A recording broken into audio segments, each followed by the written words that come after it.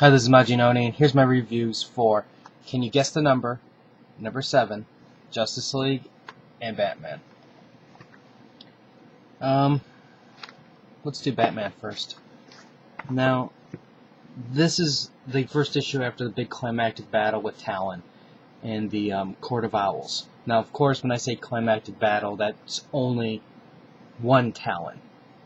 It's not even addressing the bigger story that's about to come. Now, this, for the most part, I thought was a decent transition issue, and it's also a good issue for somebody who's jumping on board, because this Court of Owls thing is going to be a monster series that's going to be crossing over into pretty much every Batman book from, well, except for Batwoman, but it's in Red Hood and the Outlaws, it's in Nightwing, Batwing, it's in all of that stuff. So this would be a good opportunity now if you want to jump on, and then you can wait for the trade to, basically catch up from there. Now, we do get a little bit more history of the Court of Owls in terms of a little bit more of who they are and how far their influence stretched.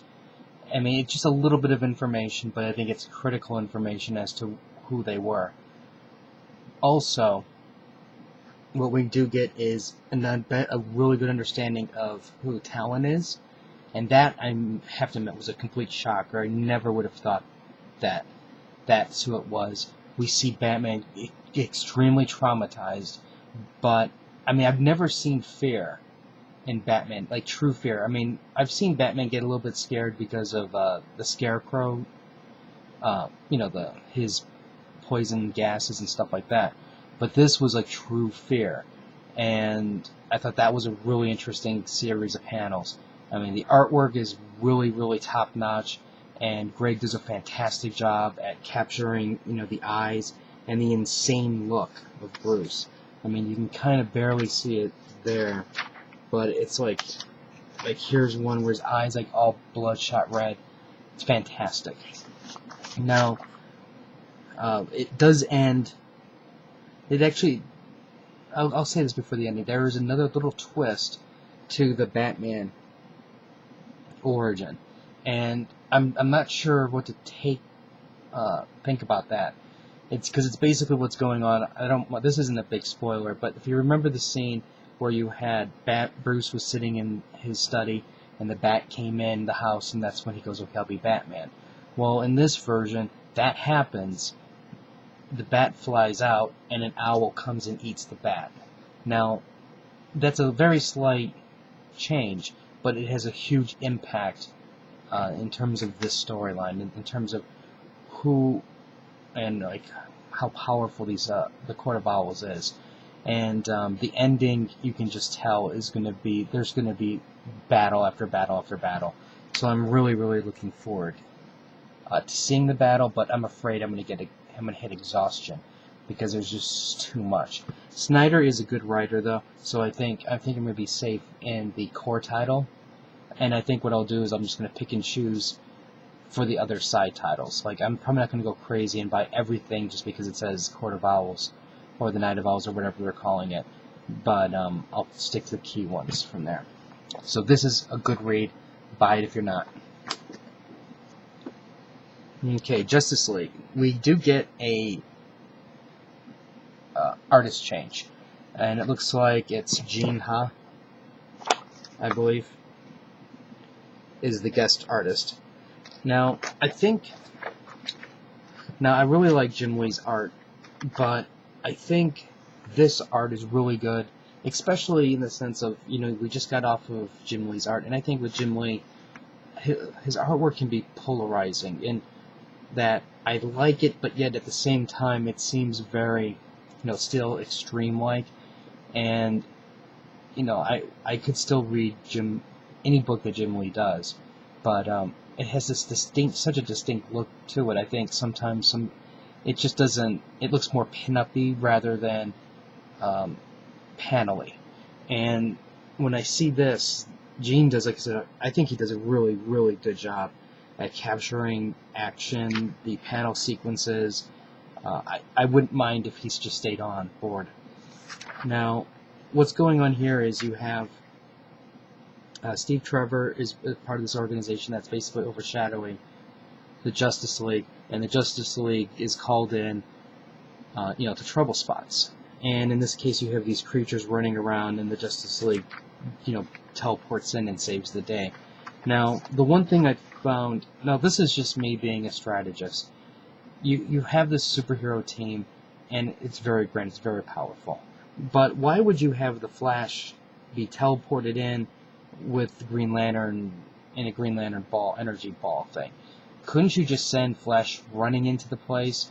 Granted, I understand that he's in the satellite, but from the satellite teleporting down, he can still probably get there just a little bit faster, and that could have, in the sense of superheroes save lives type thing.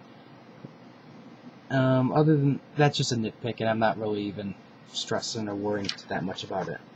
Now, I think it's great watching Aquaman with the trident stabbing things, Wonder Woman with her sword slashing things. You got good tension between Batman and Green Lantern and the Flash. Batman basically wants to do, let's go, I have a strategy, do this, and Green Lantern's just like, see ya. And Flash just goes, sorry. And then you can just tell Batman's just all pissed to hell. And, overall the story's really good, and they're definitely building towards something. So this is like a good start. And I'm really looking forward to seeing what's going to happen, especially when we have the evil Justice League coming soon, and the Injustice Society, or whatever they're going to call themselves. Next issue does have Green Lantern as a special guest, so I'm kind of curious to see where that's going to go. And I'm cutting this part short because I wanted to address the Shazam storyline. Oh, this up here with Steve Trevor and Wonder Woman and Satellite, this was good. This was really entertaining. So there's really some good, really strong moments in there. Now, let's go to Shazam. Basically what's going on is you have people being whisked away, asked a bunch of questions by an old man, and he goes, you're not the one, and they teleport back to their office or elevator or wherever. And no, I forgot the guy's name, but it's that Dr. Savannah. Now, he basically he knows that there's something magic going on, and then he's basically collecting all the data. Now, I don't like this look for him, because if I remember correctly, he was not older, but a scrawny, weaselly looking guy, and this guy just looks like Superman. And I don't know how they're going to progress the story with his character, but I like the Weasley guy version better. Also, what we have here with Billy Batson, this is not the Billy that we know and love. This guy's a little bit more, he's a good actor, because on one hand he's like, I like hot chocolate, I'd like to do my podcast, I like to help people, but he's a jackass, and he's in an orphanage and he's trying to get adopted out, and he's a jerk.